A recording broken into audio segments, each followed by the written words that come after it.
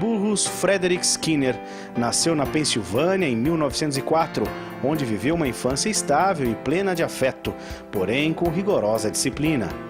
Após uma frustrada carreira como escritor e jornalista, fez doutorado em psicologia na Universidade de Harvard. Foi o mais famoso representante do behaviorismo, corrente da psicologia fundada pelo também americano John Watson, que dominou o pensamento e a prática da psicologia em escolas e consultórios até os anos 50, e hoje compartilha espaço com outras abordagens da psicologia. No início de sua carreira, Skinner dedicou-se a experiências com ratos e pombos, paralelamente à produção de livros. Criou pequenos ambientes fechados conhecidos como caixas de Skinner, onde observava os animais de laboratório e suas reações aos estímulos. Notabilizou-se como um pesquisador original, desenvolvendo o conceito-chave de seu pensamento, o condicionamento operante, um mecanismo que premia uma determinada resposta de um indivíduo até ele ficar condicionado a associar a necessidade à ação.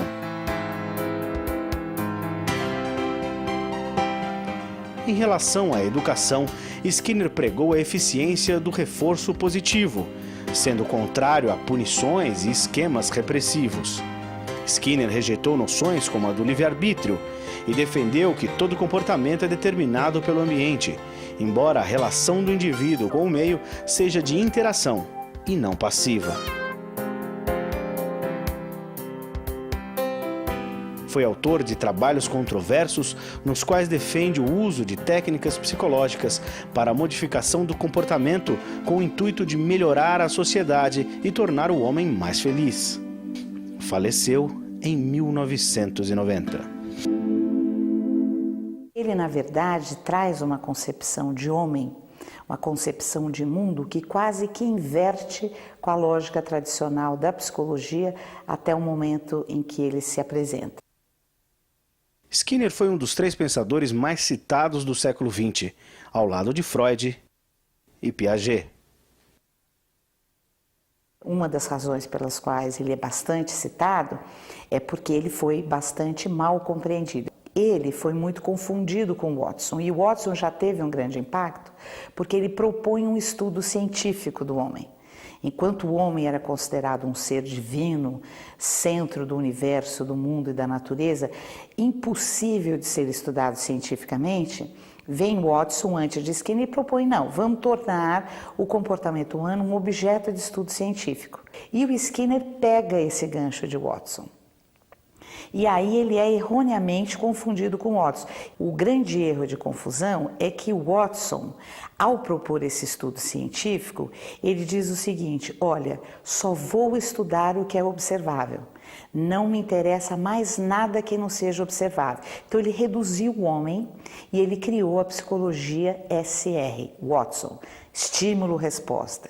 Então aquela imagem de que Skinner propõe um modelo de homem autômato que só reage a estímulos do ambiente, só responde ao ambiente, que é a psicologia SR, não é a proposta de Skinner, é a de Watson. Skinner, ao contrário, parte do objetivo de Watson, que é estudar cientificamente o homem, mas concebe um homem como um ser em constante construção da sua história, um ser único que não reage ao mundo, mas age sobre o mundo, modificando o mundo e sendo por ele modificado. Então, o grande erro, a grande rejeição a Skinner, embora ele seja o psicólogo mais citado do século XX, ele é muito mal compreendido, porque as pessoas, num primeiro momento, o identificam com Watson, com psicologia SR, com a psicologia dos ratos, a psicologia do condicionamento respondente. Então, o homem é condicionado, o homem é como um rato, e não leem todo o resto e esquecem de ver a virada de mesa que Skinner faz em relação ao Watson. Ele diz o homem não é o que o Watson propunha como um ser que reage a estímulos do meio ambiente e só na parte observável. Skinner diz não. O homem modifica, como eu disse, o mundo é por ele modificado e ele é um ser em constante construção, um ser único. Então ele não reage só ao mundo, ele não é um autômato. E ele produz comportamento, ele se comporta, ele atua, modifica e é pelo mundo modificado. Um dos problemas que a gente tem que reconhecer é que ele começou estudando um ser muito querido chamado rato, né? Muito inferior ao ser humano. Mas por quê? Porque ele tinha uma preocupação, e aí, tal como Watson, de fazer um estudo científico do homem, né? E para isso ele usou o raciocínio da analogia.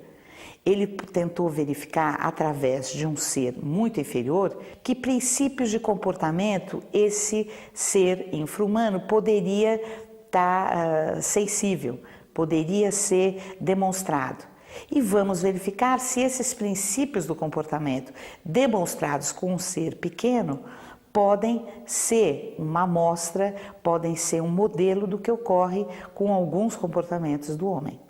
Então, foi aí que Skinner, seguindo uma tradição de estudos científicos, faz estudos de laboratório com rato, onde ele descobre o princípio do reforçamento positivo.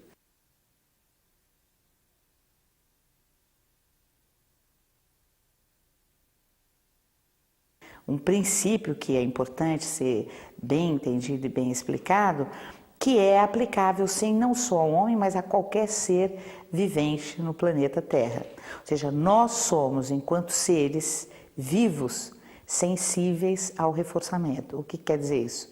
Nós somos sensíveis às consequências do nosso comportamento. A gente atua, a gente age, e a depender do que ocorre depois da nossa ação, nós voltaremos a agir da forma como fizemos ou não. Então, de onde Skinner tirou isso? Obviamente não foi do rato.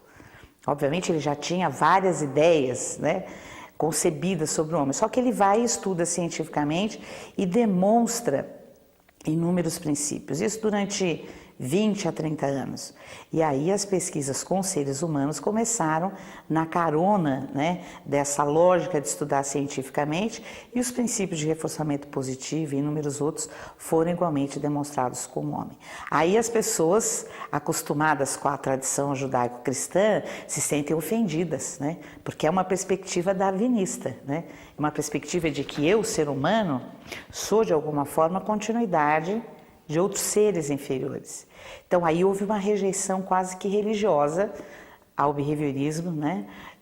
Porque eu não posso ser comparada a um bicho muito inferior, eu sou divino. E aí Skinner desmistifica isso, né? Ele diz, olha, eu não estou querendo dizer que o ser humano é um rato, muito pelo contrário, o ser humano tem uma complexidade ímpar, ele reitera isso inúmeras vezes, o ser humano é único em constante construção da sua história. Ele tem um livro que é o favorito dele, que é um livro sobre linguagem, que ele chama-se Comportamento Verbal, onde ele diz que este comportamento é eminentemente humano, né? E aí ele vai discorrer sobre toda a complexidade, ele percorre a literatura, percorre o humor, percorre todas as complexidades da nossa linguagem, né? As complexidades do escrever, do ler, né? Do comentar, do romancear, e isso você não encontra em nenhum outro ser, a não ser o homem, né? Skinner morreu em 1989, né? Ele publicou sua última obra chamada Questões Recentes do Behaviorismo, onde ele fala de utopia, onde ele fala de amor, onde ele fala de mitologia grega, né? Então, uma obra de um homem, né, que começa em 38 com ratos e termina com linguagem, com amor, com utopia, né, não pode ser reduzida ao que ele publicou em 38. Ao fazer os estudos iniciais, é que é uma diferença de quantidade e não de qualidade, no sentido de que nós não somos um ser alienígena e que tem princípios de comportamento radicalmente diferentes a outros seres. Nós somos sensíveis ao reforçamento positivo, nós somos seres que se adaptam à sua comunidade, ou seja, nós temos uma preocupação com a sobrevivência e por aí vai, né?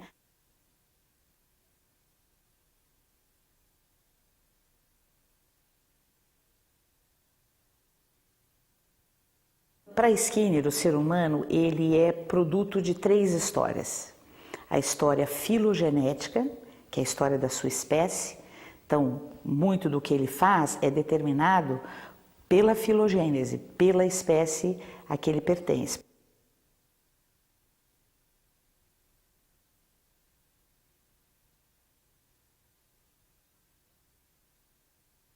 a ontogenética, que é a história de vida individual de cada um,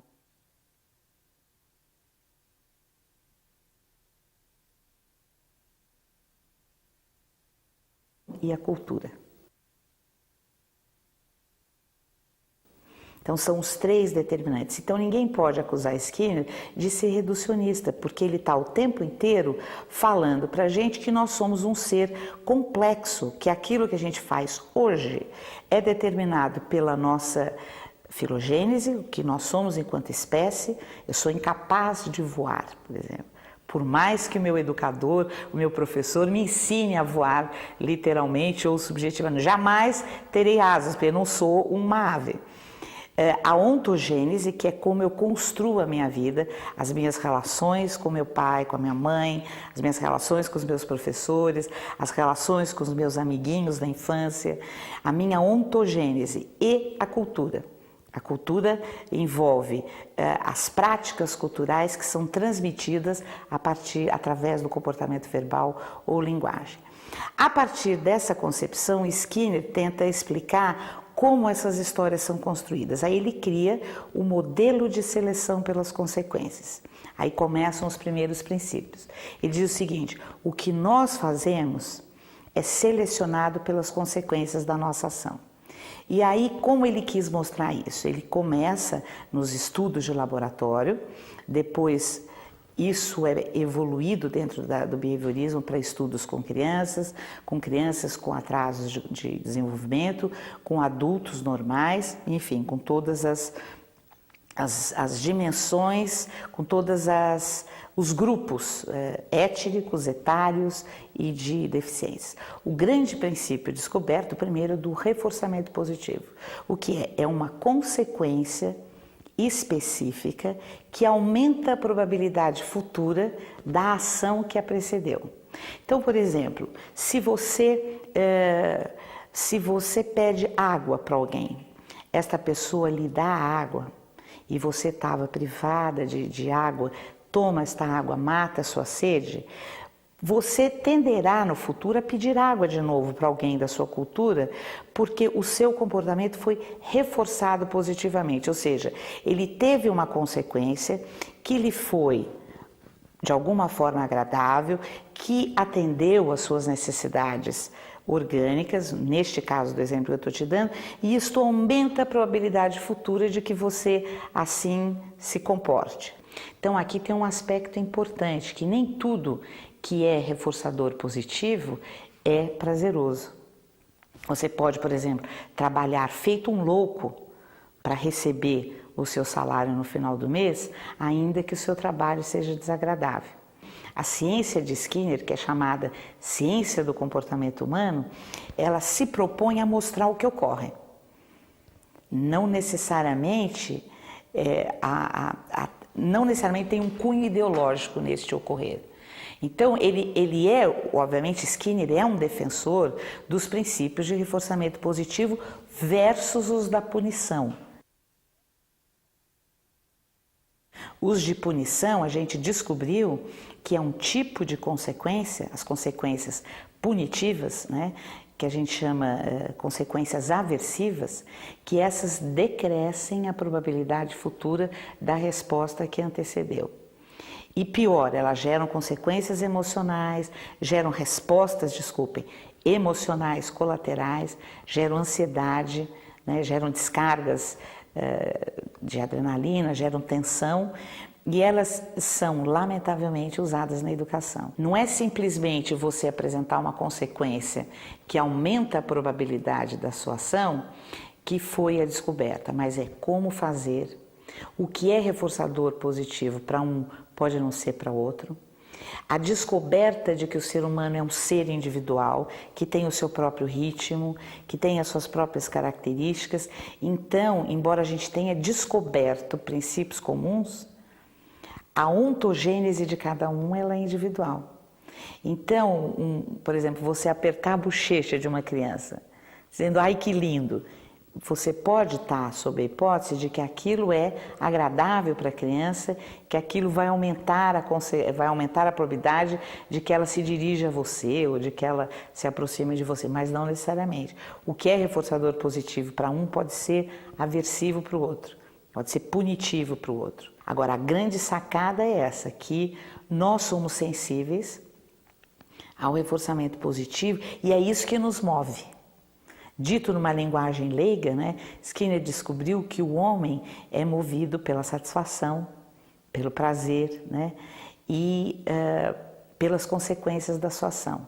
Se elas forem punitivas, ele para de fazer o que está fazendo, até chegar numa supressão, que a gente chama supressão do responder, que é o que nós conhecemos como depressão.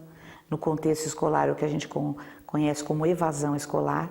Então, uma criança que nunca mais vai à escola, quando você vai analisar o que aconteceu, ela teve uma trajetória de consequências aversivas e punitivas, que decresceram todo o repertório comportamental dela, a ponto dele chegar a zero e ela dizer, eu nunca mais quero voltar nessa escola. Uma criança que se mantém indo à escola, que sorri quando está lá, que brinca, que faz perguntas para um professor, isto indica que aquela escola tem no arranjo das suas contingências, que é um termo técnico, o reforçamento positivo ocorrendo ali, né? Então, contingências de reforçamento é uma das lentes do behaviorismo. Eu diria mais, é um instrumental de análise. O behaviorista skinneriano, ao contrário de Watson, ele não olha só para os estímulos e para a resposta. Ele olha para o conjunto de respostas ou de ações, para as consequências que essas ações tiveram, e essas díades, né, o responder e as consequências, elas não ocorrem no vazio, elas ocorrem num contexto. Então, o behaviorista skinneriano, ele olha para o contexto, que são os estímulos antecedentes, para o responder, que é um termo técnico, mas são as ações, né? E para as consequências dessas ações. É o que a gente chama de contingências tríplices.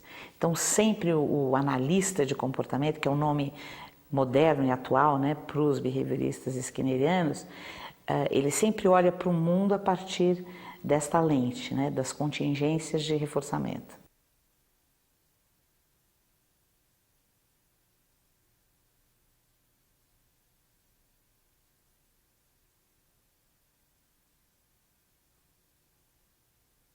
A aprendizagem é o grande foco, né, do behaviorismo skinneriano. Ele tem um grande livro chamado Tecnologia do Ensino, onde ele diz que uma das grandes descobertas da ciência do comportamento foram os princípios de aprendizagem, os princípios de comportamento que podem explicar o aprender. O que ele vai dizer é que, dadas as condições adequadas, todo ser aprende. Não há aluno problema.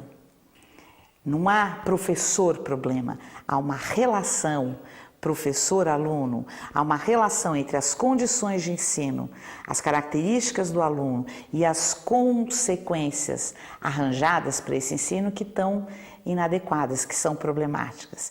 Então, o objeto de estudo de Skinner é relacional.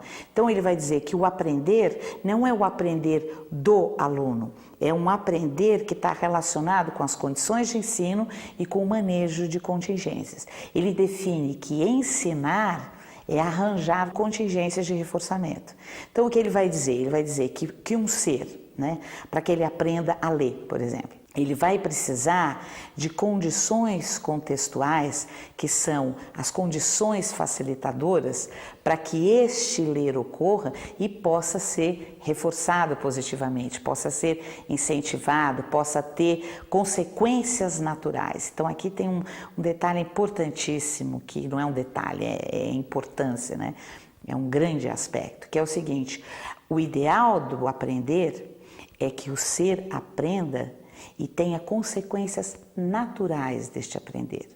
Então, quando eu recito uma poesia, né, eu aprendi a ler, por exemplo, já sou um alfabetizado, leio uma poesia e tenho um imenso prazer e leio aquela poesia em voz alta e imagino as coisas que eu estou lendo, a gente diz que este ser está emitindo, né, tem uma habilidade, né, cuja consequência é natural. É o prazer da informação, é o prazer de se ouvir, né, são as relações entre as palavras, as relações com as histórias da sua vida, é o que se chama de consequências naturais. E o ideal da educação é que você ensine habilidades cujas consequências sejam naturais, porque a hora em que as consequências naturais ocorrerem e forem positivas, elas se encarregarão de naturalmente manter aquele comportamento. E como que o professor faz isso? Então essa é a grande contribuição. Ele faz, né, como professor, propicia condições facilitadoras para o aprender, né, fornecendo, né, arranjos de ensino. Então, uma das descobertas de Skinner foi a modelagem. Modelagem, o que é? São aproximações sucessivas ao comportamento final desejado. Muito bem, eu quero que uma criança leia uma poesia, né, de Carlos Drummond de Andrade, sem silabar, com compreensão e com prazer. Esse é o meu objetivo final.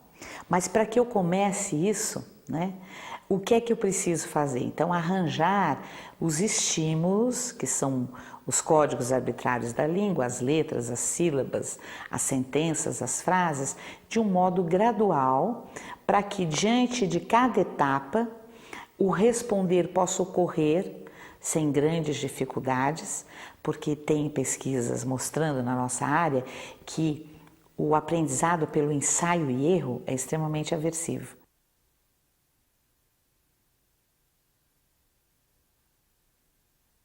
O errar, ao contrário do que outras abordagens defendem, o errar, ele pode ser importante para o educador, porque na hora que o aluno erra, o educador está percebendo o que ele não pegou, o que o educador precisa reiterar.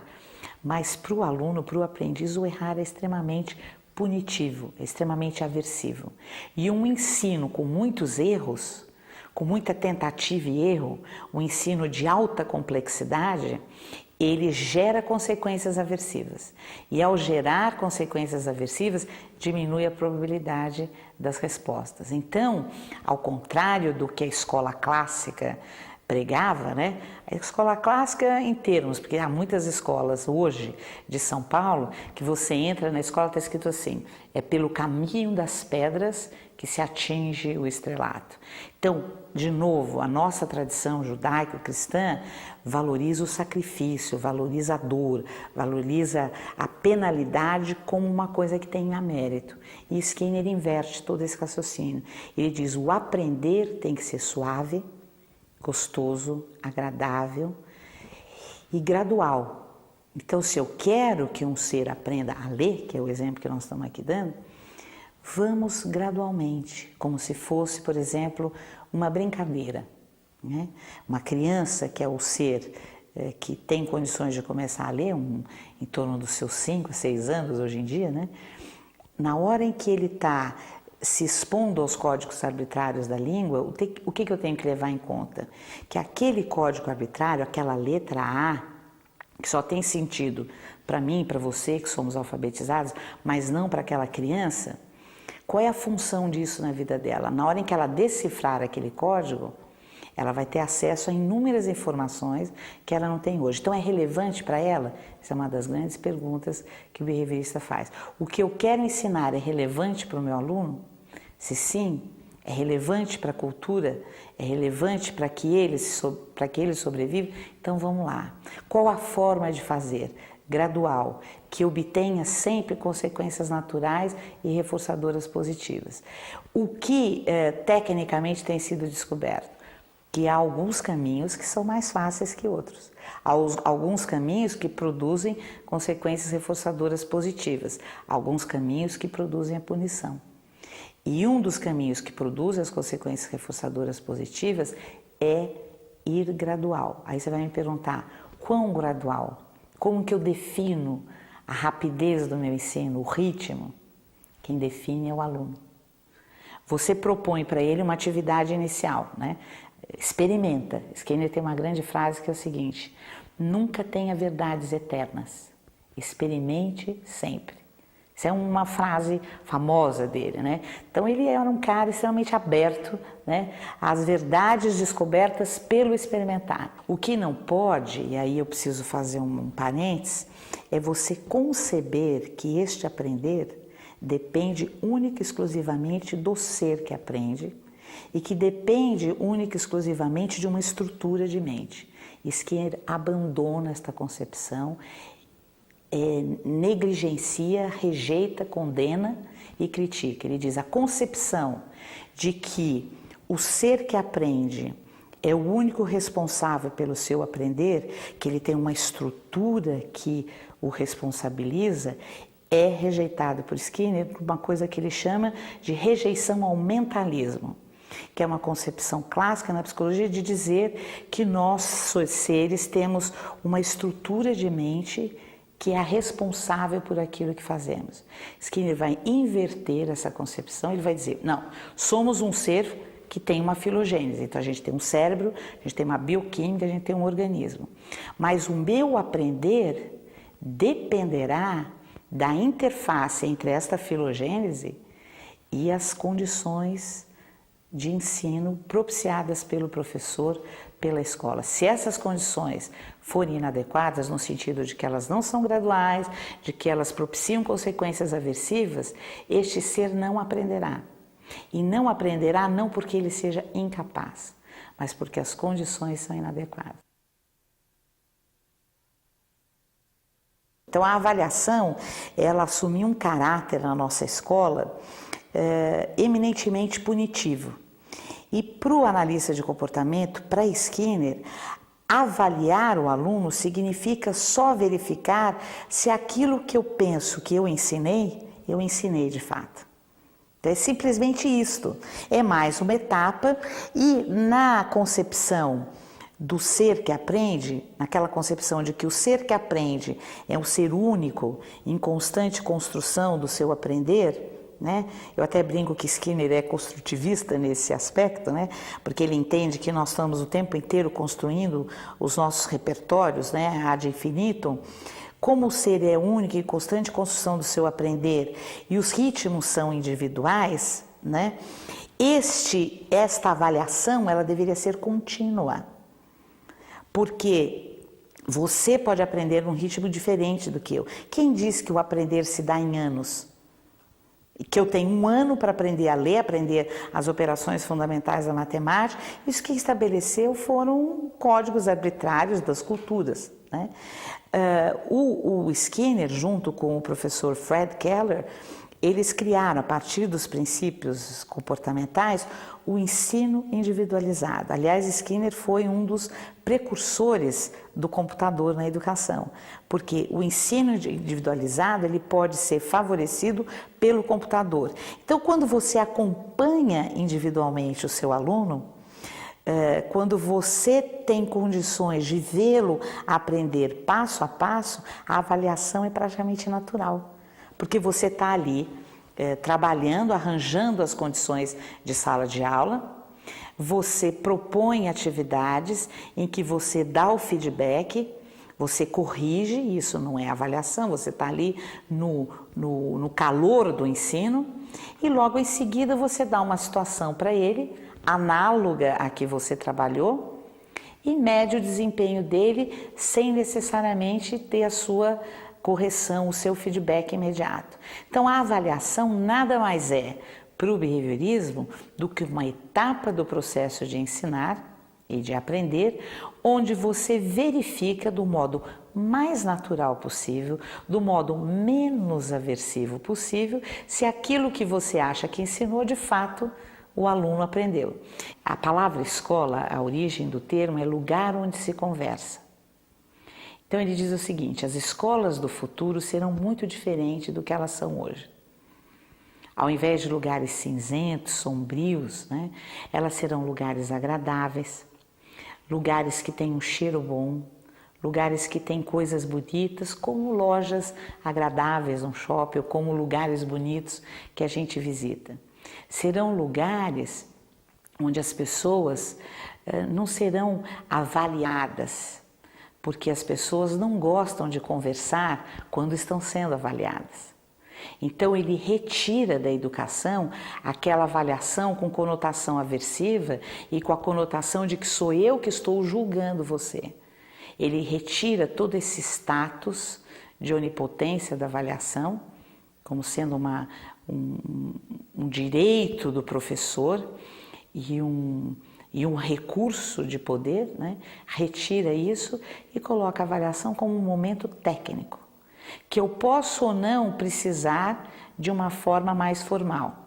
Se eu tiver uma condição de ensino e uma infraestrutura onde eu possa acompanhar o meu aluno individualmente, seja com a ajuda de monitores, seja com a ajuda de computadores, a avaliação será um momento natural onde a diferença entre ela e o ensino é simplesmente a diferença da minha presença como professor, corrigindo e dando um feedback imediato. A avaliação é um momento onde o aluno se comporta sozinho, sem o meu feedback imediato, né? O meu feedback vai ser depois para dizer para ele, olha, você acertou, você errou. Enquanto eu estou ensinando, né, a cada comportamento dele, eu digo, olha, não é assim, é desta forma, então eu estou corrigindo e modelando. A avaliação é o momento onde eu retiro isso para testar como ele é sozinho, né? É só isso, é mais uma etapa, né? Na questão da avaliação, essa retirada do aspecto punitivo é porque a punição gera respostas emocionais colaterais extremamente malévolas ao homem, né? A resposta de ansiedade, de apreensão, de fobia, de pânico, que são incompatíveis com o aprender. O aprender tem que ser numa atmosfera extremamente agradável, como esse estúdio que a gente está aqui agora, gostoso, cheio de plantas, cheiro gostosos, atividades envolventes, né? Então, a avaliação, ela perde na análise do comportamento aquele caráter ideológico de poder e o professor, ao avaliar, ele avalia o todo. Então, se ele perceber, por exemplo, né, nós temos um problema quando a gente diz isso, né, que a gente não avalia só o observável. O problema que a gente tem é como eu vou medir, qual é o meu acesso. Como professor, diante de 20 alunos, de 30, de 40, é difícil eu perceber, por exemplo, que o meu aluno, o Alfredo, por exemplo, os pais se separaram ontem e ele estava chorando durante a avaliação. Se eu tenho menos alunos e se eu acompanho e vejo que o Alfredo era sempre sorridente e que justamente no dia em que eu ponho ele numa situação de teste, eu vejo ele tenso, choroso, e na hora em que eu vou perguntar, ou na hora em que eu tenho outros dados, eu percebo que ele está num momento de crise, obviamente eu levo em conta todos esses aspectos, que eu tive algum recurso observável, né? Eu tive as 2 lágrimas caindo, eu tive algumas dicas de tensão dele, então a gente sempre precisa do observável. Mas o analista de comportamento não se atém a ele. Ele estuda o que a gente chama de eventos encobertos, que são os pensamentos, as próprias emoções que ocorrem juntos. Então, o analista de comportamento está sempre atento. Um analista pergunta para um aprendiz, você errou essa questão, não errou? A gente viu, eu avaliei. O que você pensou quando você respondeu isso? Então, onde ele está indo agora, o behaviorista? Ele está indo para um evento interno, que é pensamento, e isso importa para o analista de comportamento, importa para o behaviorista skinneriano, sim. E essa é um grande escândalo quando as pessoas sabem. O educador, ele desconhece isso de modo geral, ele fala, não, Skinner só estuda o observável, e o ser humano é muito mais do que o observável. Eu quero estudar esse ser complexo, e ele acha que Skinner não se propõe a isso. Um bom analista de comportamento, quando ele vai avaliar um aluno, ele diz o seguinte para um educador, tente buscar a maior amostra de repertórios comportamentais que você puder. Não pegue só o escrito, pegue o oral, não pegue só o escrito oral, mas pegue as tarefas que ele faz, não pegue só as tarefas, mas pegue como dado os comportamentos de estudar em casa, os materiais que ele traz para a aula, né? as ideias, as concepções, as escritas espontâneas, porque a escola ela é muito verbal, né? Ela só mede a escrita e a fala, né? Você tem inúmeras outras formas de medir um conhecimento, né? Pelo desenho, né? Pela criação de um texto espontâneo e por aí vai. Então eu acho que basicamente há uma virada de mesa, né? Onde a gente pode dizer que Skinner é extremamente pós-moderno na sua concepção de ensino, né? Ele foi um grande progressista, né? Eu diria que ele foi um sábio 30 anos à frente do tempo da gente, né?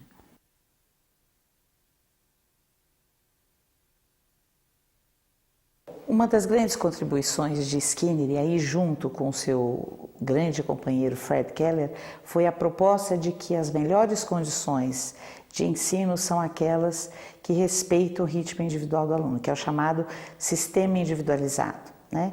Esse sistema ele tem algumas características que são, eu ver, importantes porque são coadunantes com todos os princípios skinnerianos. Primeiro, a questão de que cada aluno tem o seu aprendizado no seu próprio ritmo. A segunda característica, divida o curso em pequenas unidades, das mais simples às mais complexas, e só deixe que o aluno passe para a seguinte na medida em que ele atingir completamente os objetivos da anterior. Então é uma perspectiva de que o objetivo do meu ensino é o 100%. Se o aluno ainda não atingiu o objetivo, não tem por que ele passar adiante, né? E essa passagem ela é natural. Atingiu 100% na pequena primeira unidade, ele passa para a seguinte. Então, divida o seu curso em pequenas unidades, o aluno passa para a seguinte só na hora em que atinge os critérios da anterior. A questão da nota. Se o aluno passou, ele tem 10. Então, um princípio que está por trás dê nota 10 a todos os seus alunos, porque o seu objetivo como professor, diz o ensino idealizado, não é separar o joio do trigo ou classificar as pessoas, mas é ensinar. Ou você ensinou ou não ensinou, né? Você não ensinou um pouco, se ensinou um pouco, então é porque ele ainda não atingiu o objetivo, então ele fica lá. Então dê nota 10 a todos os seus alunos, né? Uma outra característica, diga aos alunos o que você espera deles. Então, os objetivos educacionais, uma perspectiva do ensino idealizado, não são apenas para o professor. Não é uma coisa escondida que só o professor sabe, só o diretor da escola sabe. O objetivo não é uma coisa que tem uma importância administrativa, ele tem uma importância didático-pedagógica e educacional. O aluno sabe o que se espera dele, né? Então, não fica uma caixinha de surpresas o ensino. Uma outra concepção do ensino individualizado, o mito da aula expositiva. A aula expositiva é uma das piores condições de ensino. É uma situação em que o professor se expõe, é um show, é uma palestra, mas você não tem a menor garantia que seus alunos estão aprendendo enquanto você está falando.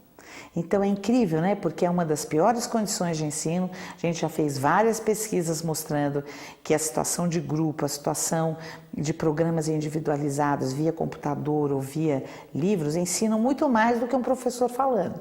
Então, uma das concepções do ensino individualizado, dê aulas expositivas de vez em quando. E nem exija frequência. Seus alunos podem optar por se preparar melhor para uma outra atividade. Então, dê aula expositiva, mas não espera, divirta-se, mas não espere uma grande plateia. Então, isso é uma inversão total com o que a gente tem de concepção de escola, que é aquele professor num tablado falando para 30, 40 alunos a maior parte do tempo. Na concepção de ensino individualizado, o aluno trabalha a maior parte do tempo num material cuidadosamente planejado por um professor que gastou inúmeras horas programando aquilo.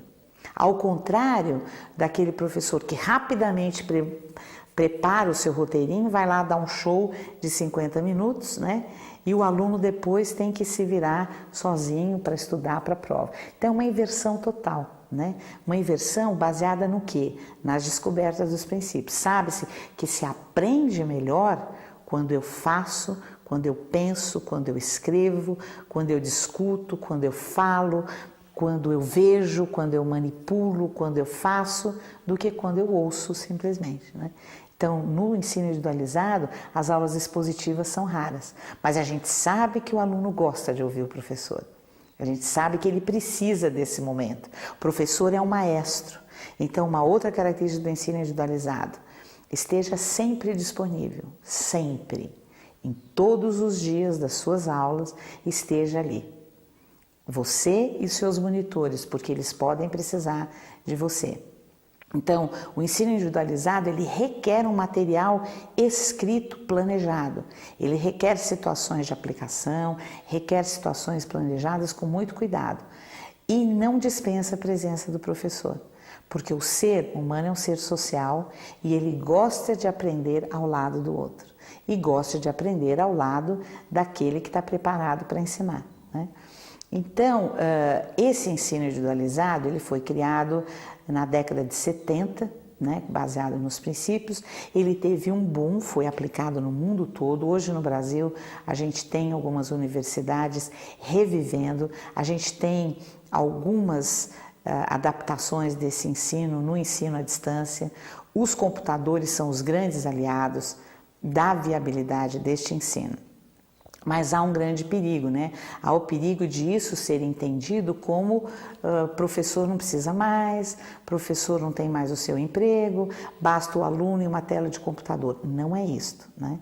O ensino individualizado, eu acabei de dizer, o professor tem que estar presente sempre.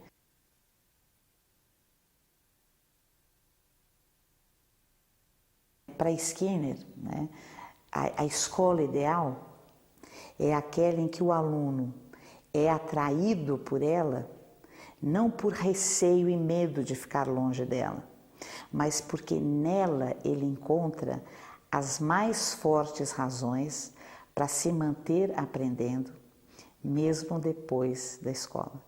Então, para Skinner, né, a educação, ela é a chave de uma sociedade, porque é ela que vai fazer com que o aprendiz busque habilidades e aprenda habilidades que o tornem independente, crítico, consciente, autônomo, e que depois da escola institucionalizada se mantenha um ser que busque as informações ao longo de sua vida, que é a grande estratégia de sobrevivência e de uma vida em ascensão de felicidade e de sucesso profissional, não tenho a menor dúvida.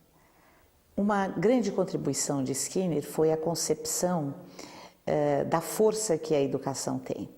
Ele concebe que nós, educadores, podemos compor o que ele chama de quarto poder, quarta força ou quarto estado, porque ele considera que os três existentes, que seriam a religião, a economia e a política, eles têm interesses que dizem respeito à sua sobrevivência imediata e não à sobrevivência da espécie.